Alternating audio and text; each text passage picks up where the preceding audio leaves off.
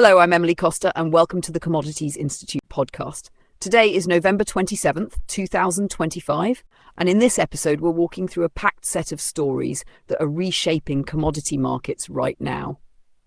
I'll take you through what's driving metals, why power markets and policy are forcing new trade-offs, what's moving agricultural flows, a major oil sanction story that changed trading patterns, and the freight moves that underline a year of logistical surprises. I'll explain why these items matter, how they connect, and what to watch next, in plain language, with pace and space for you to absorb the implications. Let's start with metals, because copper keeps proving it's the market's canary. Chile's state miner made record-high premium offers to Chinese buyers, offers that were roughly $350 a tonne above London Metal Exchange prices.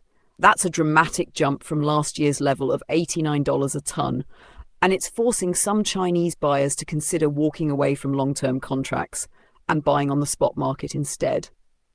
The premium speaks to strained arbitrage opportunities between LME and US COMEX forward prices, and to Codelco's leverage. When a producer like Codelco raises the extra charge, it triggers a recalibration across global contracts. The consequence is simple. Buyers who relied on term deals for supply certainty are now weighing higher predictable costs against the flexibility and sometimes lower immediate price of the spot market. For big miners and traders, this matters because it affects how contracts are priced next year, how much inventory traders hold, and whether Chinese smelters will prioritize domestic purchases or export to arbitrage higher US prices. For investors, it's a reminder that supply tightness and logistics can feed big swings in benchmark relationships. Shifting to carbon and power, we've got two stories that show the Policy Balancing Act in action. In India, the Renewable Energy Ministry urged the power regulator to delay stricter rules that would penalise wind and solar producers for deviating from their promised grid output. The regulator proposed narrowing the allowable gap between committed supply and actual generation, starting in April 2026. The concern from the ministry is clear. Weather-driven variability makes tight penalties risky for developers and could deter investment. Instead of punitive charges, officials suggested mandating storage integration over time and improving weather data. That's relevant globally because it highlights a fundamental tension in energy transitions. You want predictable grid behaviour, but you also want rapid renewable deployment.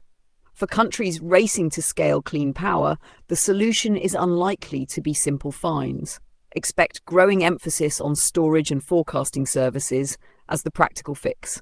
And in Europe, Ireland awarded rights for a 900-megawatt offshore wind farm to a joint venture between Ørsted and ESB, with a 20-year contract for difference at a strike price of €98.72 per megawatt-hour. It's a competitive outcome compared to other recent auctions, but the timeline is long. First power isn't expected until the mid-2030s. The project underlines another trend. Developers are sensitive to financing conditions, supply chains, and the level of subsidy certainty. So while the headline capacity number feels big for Ireland, the practical outcome is shaped by long lead times and policy certainty. Turning to agriculture, two items stood out. China reportedly barred a Brazilian soybean shipment because pesticide-contaminated wheat was found in the vessel's hold. The incident is a reminder that sanitary and phytosanitary rules are operationally significant. A small contamination can halt exports and ripple through the supply chain. Brazil's exporters were quick to downplay systemic risk, noting this represented a handful of shipments among thousands, but buyers and regulators have short memories when it comes to food safety. Separately, Bayer announced a new soybean seed, dubbed Intacta 5+, designed for Brazilian farmers with tolerance to multiple herbicides and protection against certain caterpillars, targeted for commercial use in the 2027/2028 season, pending approvals. The technology reflects how seed companies are doubling down on traits that promise higher yield stability amid pests and herbicide pressures. For global soy markets, the combination of trade frictions and seed innovation means producers will be watching both regulatory moves and planted acreage for next season closely. Now to oil, where policy and geopolitics are reshuffling supply strategies. The UK softened a prior pledge to stop new oil and gas licenses, allowing limited new permits tied to existing fields and infrastructure, but it also kept a tough windfall tax in place until 2030. The tax regime can push investment decisions because when marginal projects face a heavy prize on upside prices, companies reassess returns and schedules. The UK plans to replace the current levy with an oil and gas price mechanism at 35% in 2030, but until then, the spectre of high taxation can slow project sanctioning. Meanwhile, one of the most consequential stories was the sanctions on a freshly built Chinese refinery that led many Western suppliers and banks to walk away.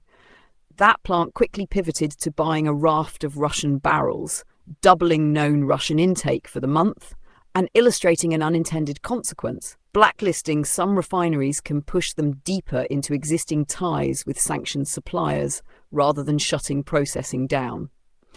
The end result is a bifurcated oil system, mainstream commerce on one side and an alternative flow network on the other, with important implications for pricing, insurance, and where cargoes ultimately end up.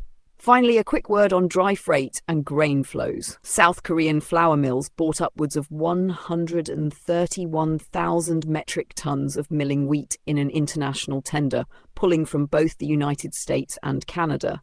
And Russia reported record shipments of barley to Egypt earlier in the year.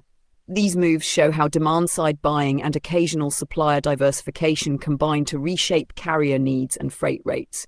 Ports, vessel availability and timing matter, and when buyers shift their procurement strategy, whether because of price, quality or geopolitics, the freight market feels it almost immediately. So what ties all these threads together? Two themes. First, policy and politics are decisive. From tax design in the UK to sanctions on refiners, regulatory choices quickly cascade through markets and change counterparty behaviour. Second, the practical mechanics of supply, premiums, storage, shipholds and forecasting, remain the day-to-day levers that determine whether markets are tight or loose. That means that for traders, producers and policymakers alike, the focus must be both strategic and operational. Global policy signals guide long-term investment, but operational realities dictate immediate flows and profits. Before we close, here's what to watch next week. Follow the copper premium negotiations for any settlements or walkaways. Monitor CERC's timetable in India and storage announcements in Europe. Track Brazilian export clearances for soy. And watch how refiners adjust sourcing after the sanctions shock. These are the events that could tilt prices and trade flows. Thank you for spending this time with me on the Commodities Institute podcast. If you found this episode valuable, be sure to subscribe, share and leave a review.